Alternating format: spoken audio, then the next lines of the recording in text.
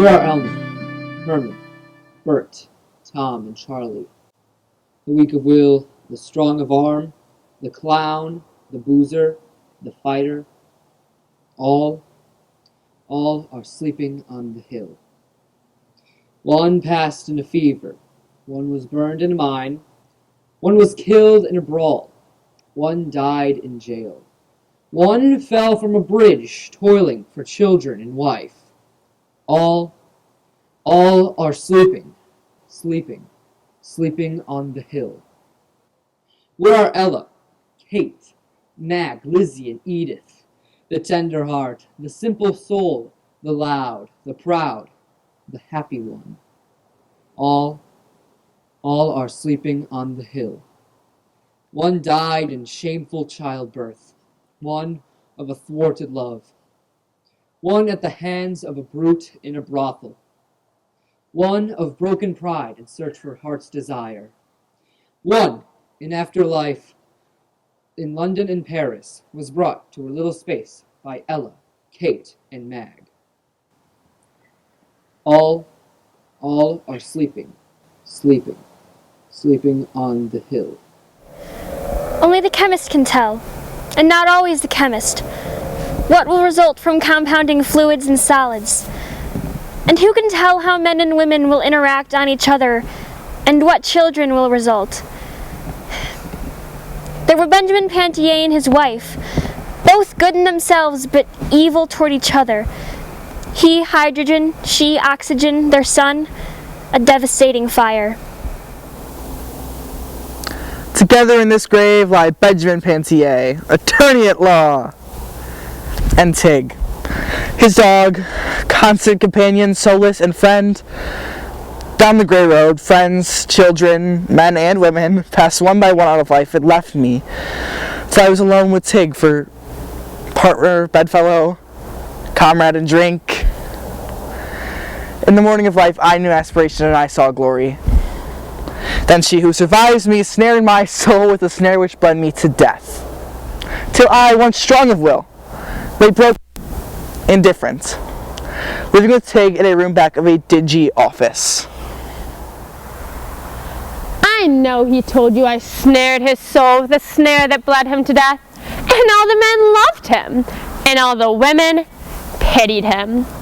But suppose you truly are a lady and have a delicate taste, and loathe the smell of whiskey and onions, and the rhythm of the Wordsworth ode rings through your ears morning till night while he goes about repeating that common thing, "Oh, why should the spirit of the mortal be proud?" And then suppose you truly are a woman, well endowed, and the only man with whom the law and morality permits you to have marital relations with is the very man that fills you with disgust every time you think of it.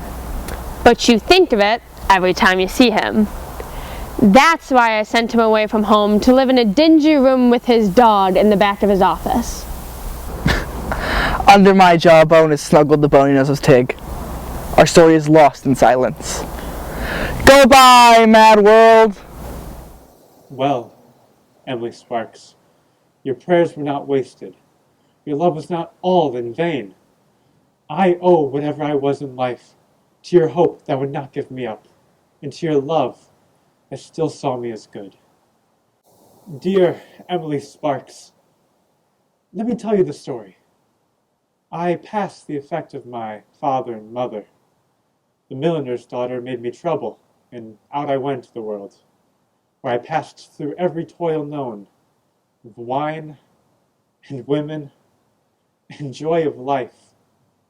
One night, in a room in the Rue de Rivoli, I was drinking wine with the black-eyed cocotte, when tears swam into my eyes. She thought they were amorous tears, and smiled, for her thought of conquest over me. But my soul was 3,000 miles away, the days in which you taught me in Spoon River. And just because you can no longer love me, nor pray for me, nor write me letters, the eternal silence spoke instead. And the black-eyed cocotte took the tears for hers, as well as the deceiving kisses I gave her. Somehow, in that hour, I had a new vision. Dear Emily Sparks. My boy, for whom I prayed in many a watchful hour at night.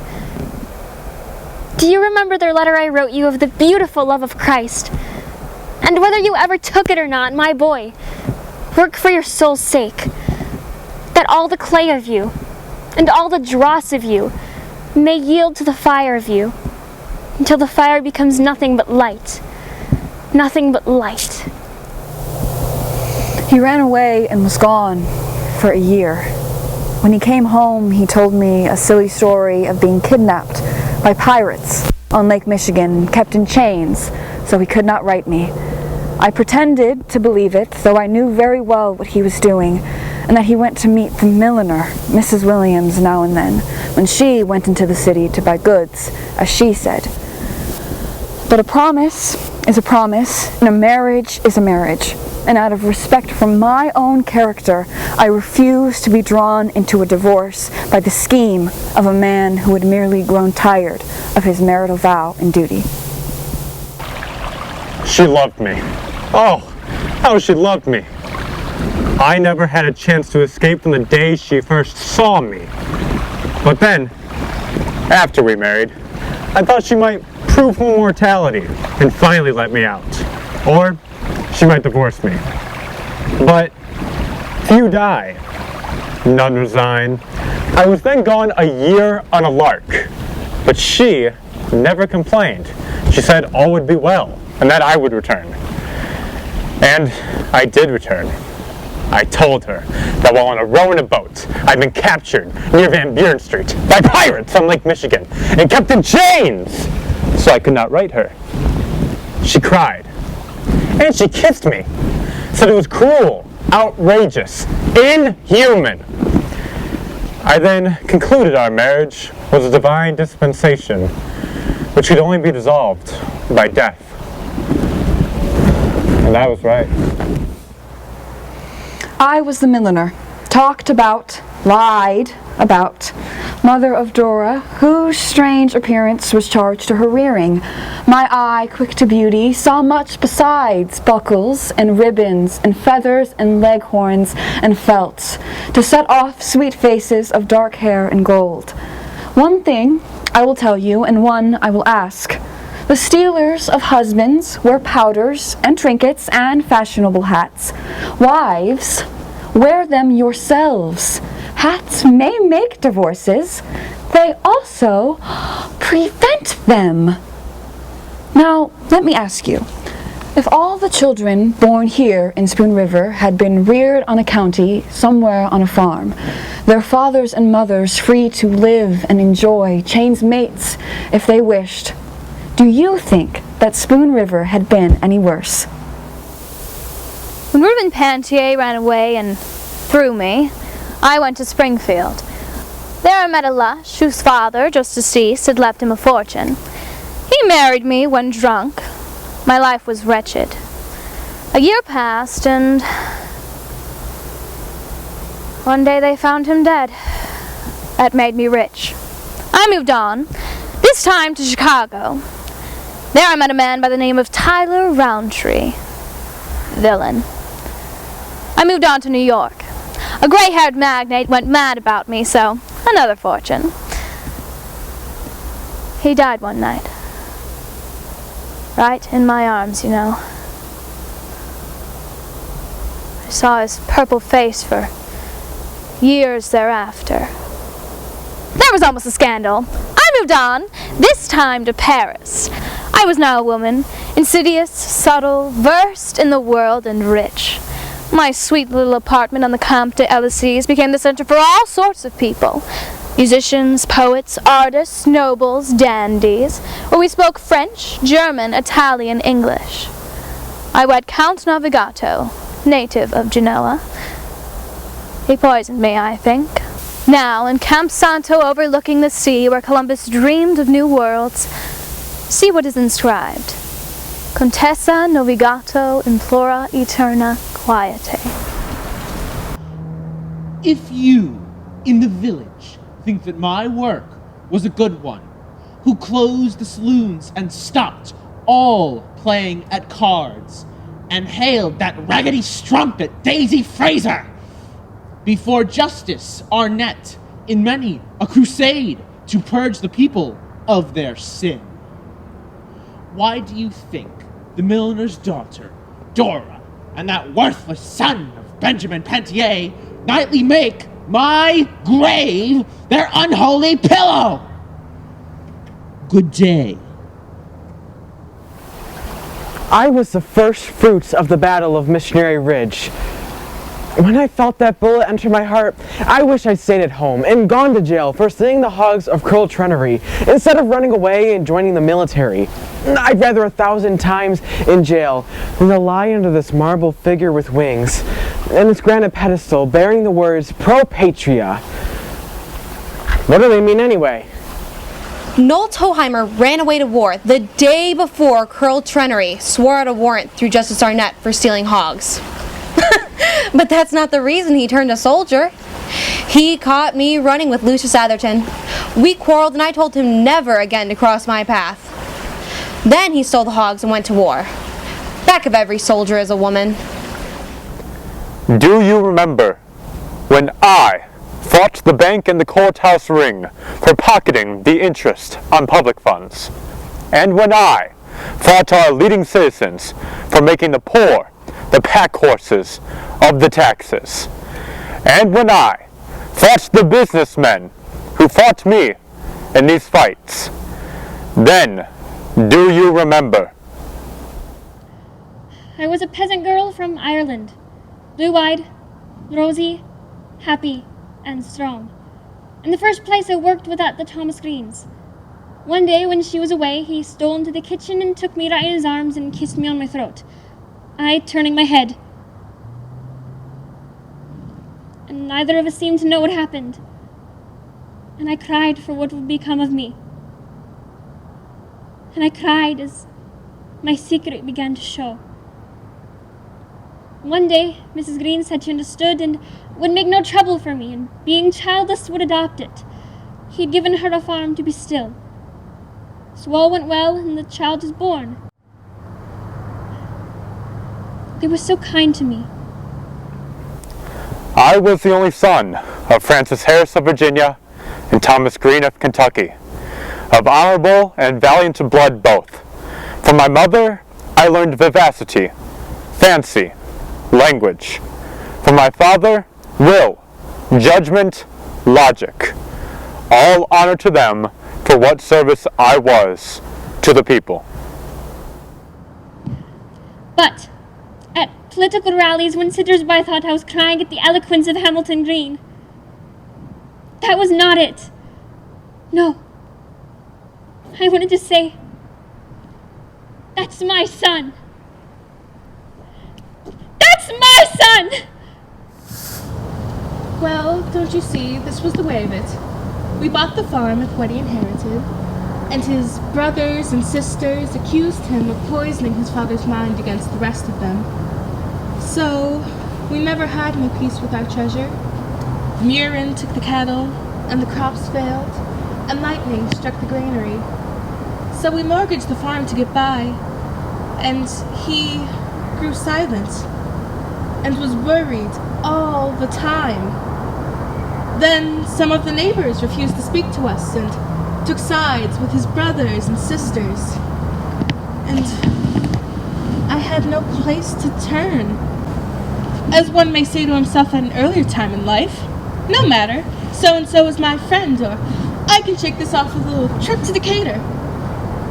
Then the dreadfulest of smells infested the rooms. So I set fire to the beds, and the old witch house, it went up in a roar of flames as I danced in the yard with the waving arms, while he wept like a freezing steer!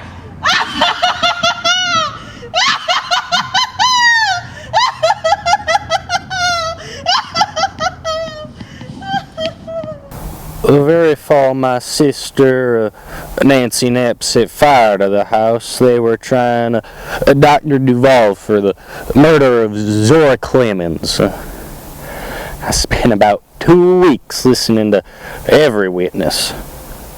It's clear he had got her in a family way, and let the child be born would not do. Well, how about me with 8 children and one coming and the farm mortgaged to Thomas Rose?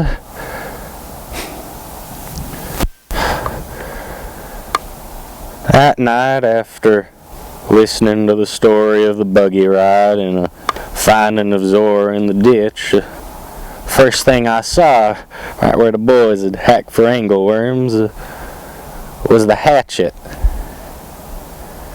As I entered, there was my wife standing before me, big with child. She started to talk of the mortgaged farm, and I killed her. Mr. Kessler, you know, was in the army. He drew $6 a month as pension. Stood on the corner talking politics, or sat at home reading Grant's memoirs. And I supported the family by washing, learning the secrets of all the people. From their curtains, counterpanes, shirts, and skirts. Things that are new grow old of late. There are places better, or none at all. People are prospering or falling back, with rents and patches widen with time. No needle or thread can paste decay. There are stains that baffle soap, and there are colors that run in spite of you, blamed though you are for spoiling a dress. Handkerchiefs, napery, have their secrets. The laundress, life, knows all about it. And I, who attended every funeral held in the Spoon River, swear I never saw a dead face without thinking it looked like something washed and ironed. I would have been great as George Eliot, but for an untoward fate. For look at the picture of me made by Pennywet, chin resting on hand and deep-set eyes.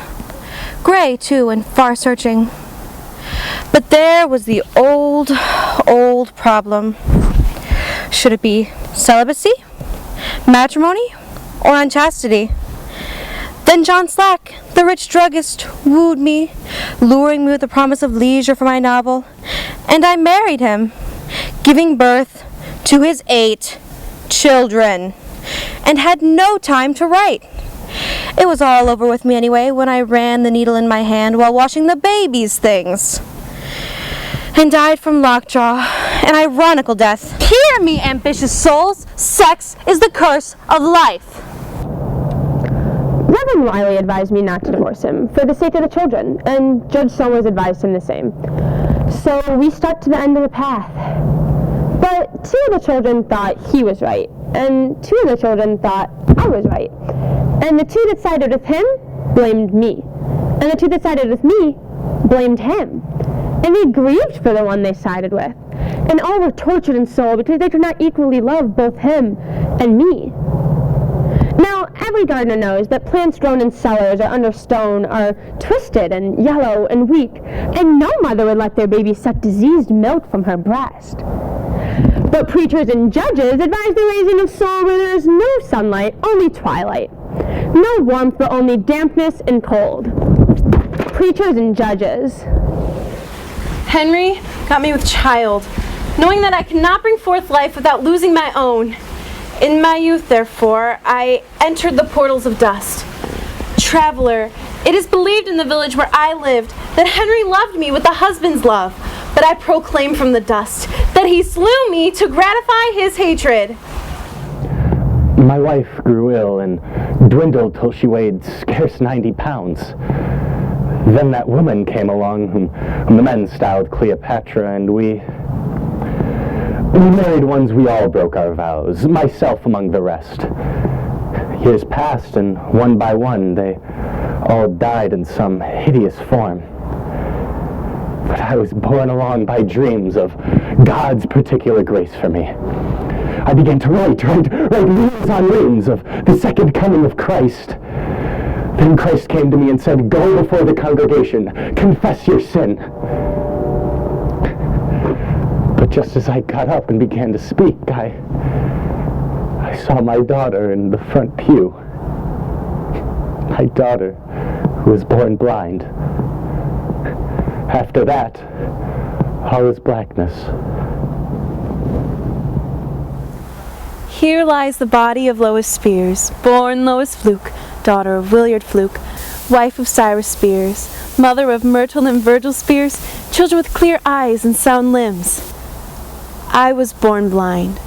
I was the happiest of women as a wife, mother, and housekeeper, caring for my loved ones and making my home a place of order and bounteous hospitality, for I went about the rooms and about the garden with an instinct as sure as sight, as though there were eyes in my fingertips. Glory to God in the highest. Suppose you stood at just 5'2", and had worked your way as a grocery clerk, studying law by candlelight until you become attorney at law. And then suppose, through your diligence and regular church attendance, you become attorney for Thomas Rhodes, collecting notes and mortgages and representing all the widows in the probate court.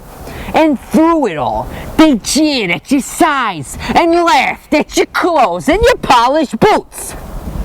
And then suppose you become the county judge, and Jefferson Howard and Harmon Whitney and Kingsley Keene and all the giants who had sneered at you were forced to stand before the bar and say, "Your Honor."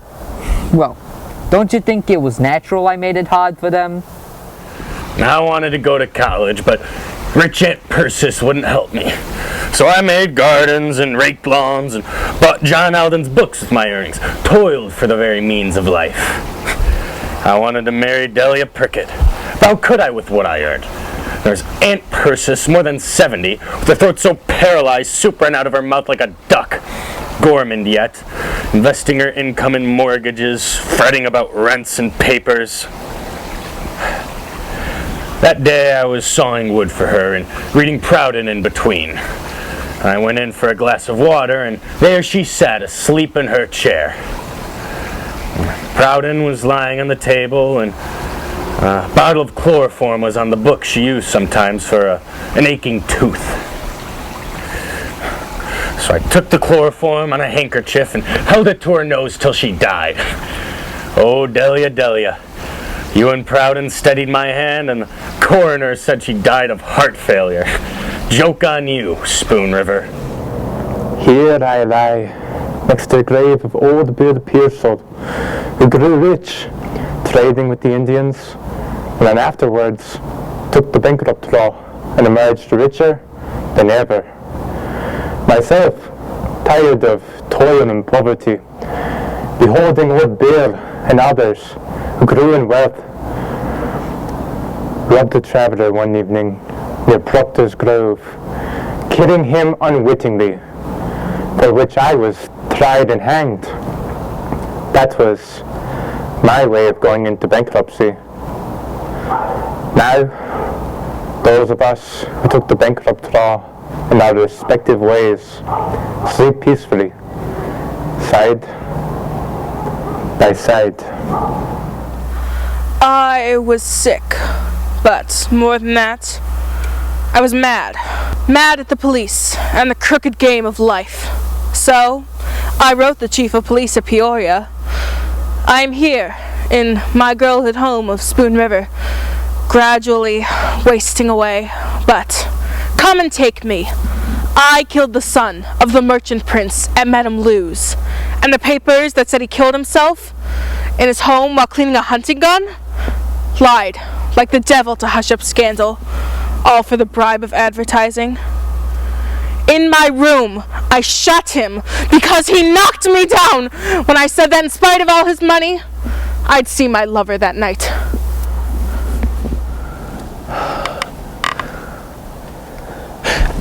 Out of this cell, into a darkened space, the end, at 25. My tongue could not speak what stirred within me, and the village thought me a fool. Yet at the start there was a clear vision, a high and urgent purpose in my soul which drove me mad. Trying to memorize the Encyclopedia Britannica. I belonged to the church and to the party of prohibition, and the villagers thought I died of eating too much watermelon. In truth, I had cirrhosis of the liver. For every noon for the past 30 years, I slipped behind the prescription partition in Trader's drugstore and poured myself a generous pour of spiritus frumenti. If the excursion train to Peoria had just been wrecked, I might have escaped with my life. Certainly I should have escaped this place. But as it was burned as well, they mistook me for John Allen, who was sent to the Hebrew cemetery at Chicago, and John for me. So I lie here. It was bad enough to own a clothing store in this town, but to be buried here? Ugh! I bought every kind of machine that's known. Grinders, shellers, planters, mowers, mills and rakes and plows and threshers. And all of them stood in the rain and the sun, getting rusted, warped, and battered. For I had no sheds to store them in, and no use for most of them. And towards my last, when I thought it over, there by my window, as my pulse slowed down, I looked over at one of the mills I had bought. A fine machine, once brightly varnished and eager to do its work. Now with its paint washed off.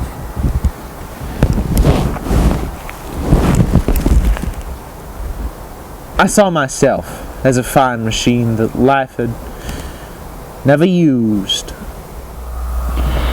I've studied many times the marble which was chiseled for me. A boat with a furled sail at rest in a harbor. Now in truth the picture's not my destination, but my life, for love was offered to me, but I shrank from its disillusionment, and sorrow knocked at my door, but I was afraid, and ambition called to me, but I dreaded the chances. Yet all the while I hungered for the meaning in my life. Now I know that we must lift the sail and catch the winds of destiny wherever they drive the boat. To put meaning in one's life may end in madness, but life without meaning is the torture of restlessness and vague desire. It's a boat longing for the sea, and yet afraid. I was only 8 years old, and before I grew up and knew what it meant, I had no words for it, except that I was frightened and told my mother. My father got a pistol and would have killed Charlie, who was a big boy, 15 years old, if it wasn't for his mother. Nevertheless, the story clung to me. But the man who married me, a widower of 35, was a newcomer and had never heard it, till 2 years after we were married. He considered himself cheated, and the village agreed that I was not really a virgin. Well, he deserted me, and I died the following winter. From Bindle's Opera House to Broadway is a great step, but I tried to take it. My ambitions fired when 16 years of age, seeing East Lynne being played in the village by Ralph Barrett. Coming romantic actor enthralled my very soul. True, I trailed back home a broken failure when Ralph disappeared in New York, leaving me alone in the city. But life broke him also. In this place of silence, there are no kindred spirits. How I wish dews could stand among the pathos of these quiet fields and read these words. Your red blossoms amid green leaves are drooping, beautiful geranium, but you do not ask for water. You cannot speak. You do not need to speak. Everyone knows you are dying of thirst. They pass on saying the geranium wants water. And I, who had happiness to share, and longed to share your happiness, I, who loved you, Spoon River, and craved your love, withered before your eyes, Spoon River, thirsting, voiceless from chasteness of soul to ask you for love. You, who knew and saw me perish before you, like this geranium which someone has planted over me and left to die. You would not believe, would you, that I came from good Welsh stock? That I was pure-blooded in the white trash here, and of more direct lineage than New Englanders and Virginians of Spoon River? You would not believe that I had been to school and read some books. You saw me only as a run-down man with matted hair and beard and ragged clothing. Sometimes a man's life turns into a cancer from being bruised and continually bruised and swells into a purplish mass like growths on stalks of corn. Here was I, a carpenter, mired in a bog of a life into which I walked, thinking it was a meadow, with a slattern for wife and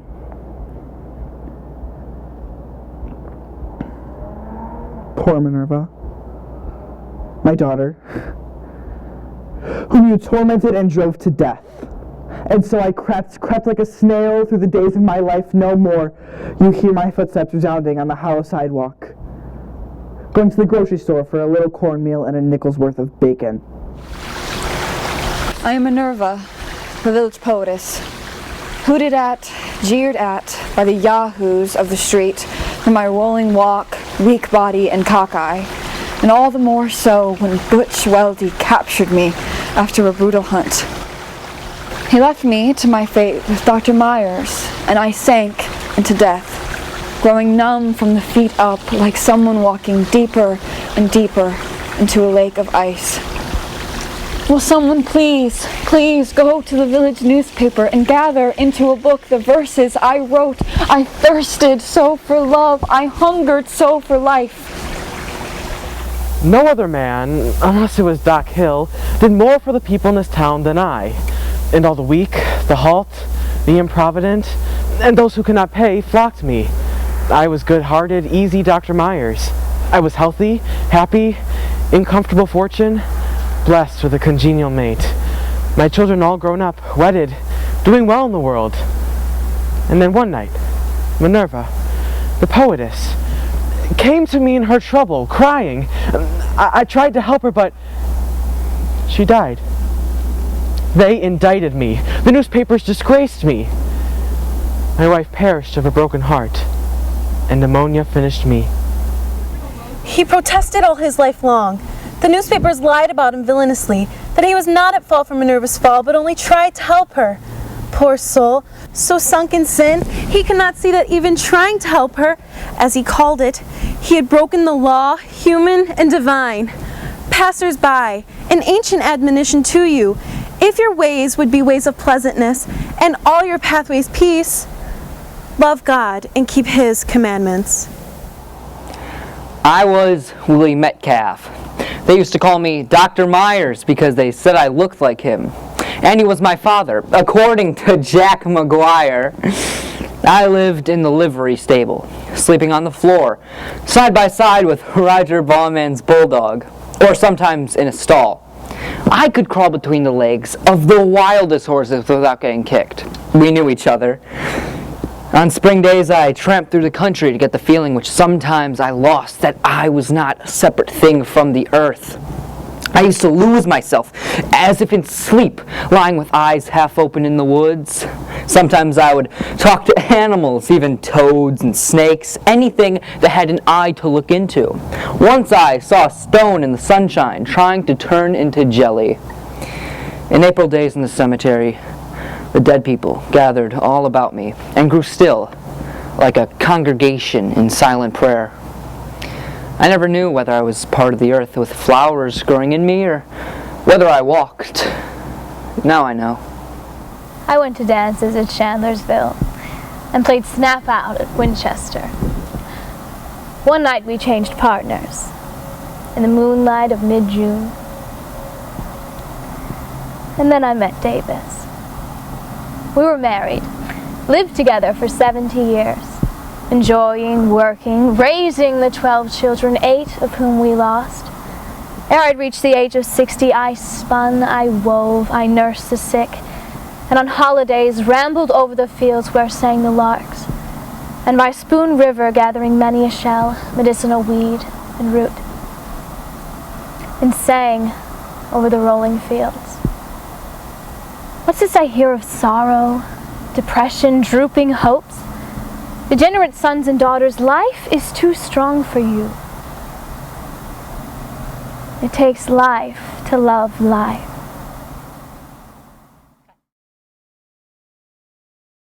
Good friends, let's to the fields.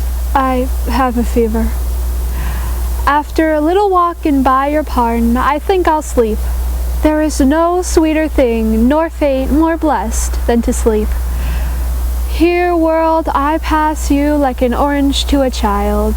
I can no more with you. Do what you will. People are strange when you're a stranger. Faces look ugly when you're alone. Women seem wicked when you're unwanted. Streets are uneven when you're down. When you're strange, faces come out of the rain. When you're strange, no one remembers your name. When you're strange, when you're strange, when you're strange. People are strange when you're a stranger. Faces look ugly when you're alone. Women seem wicked when you're unwanted. Streets are uneven when you're down.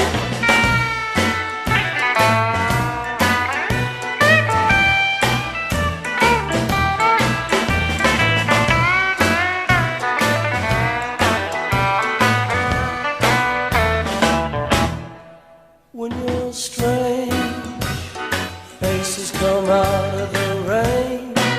When you're strange, no one remembers your name. When you're strange, when you're strange, when you're strange.